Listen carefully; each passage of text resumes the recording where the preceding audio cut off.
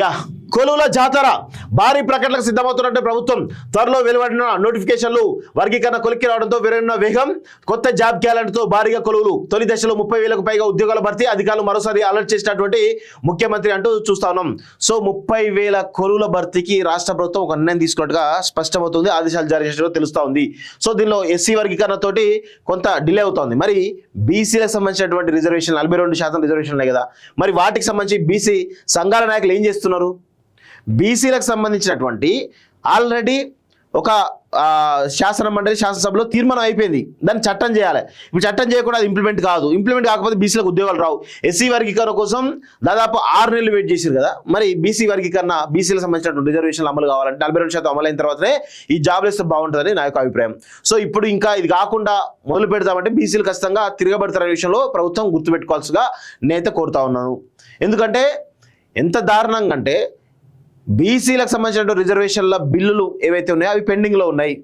అవి ఎప్పుడు బీజేపీ మరి రాష్ట్రపతి బీజేపీయా మరి బీజేపీ ప్రభుత్వమా ఎప్పుడు చట్టం చేస్తుంది దాన్ని, మరి ఎప్పుడు ఇంప్లిమెంట్ అవుతుంది? ఇదంతా బీసీలను ప్రతి ఒక్కరు కూడా మోసం చేసే పరిస్థితి అయితే చాలా స్పష్టంగా కనబడతా ఉన్నారు.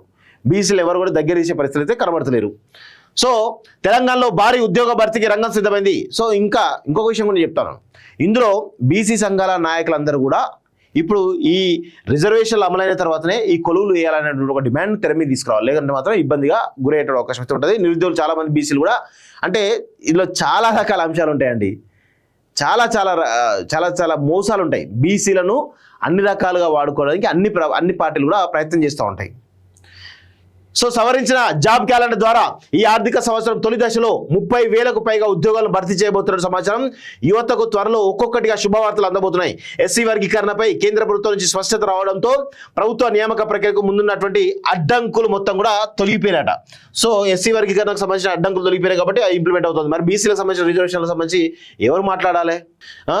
దీంతో ప్రభుత్వ శాఖల్లో ఖాళీగా ఉన్నటువంటి పోస్టుల భర్తీకి లైన్ క్లియర్ అయింది. త్వరలోనే కొత్త జాబ్ క్యాలెండర్ ప్రకటించి ఒక్కొక్కటి నోటిఫికేషన్ విడుదల చేయాలన్నది అనేది తెలుస్తా ఉంది.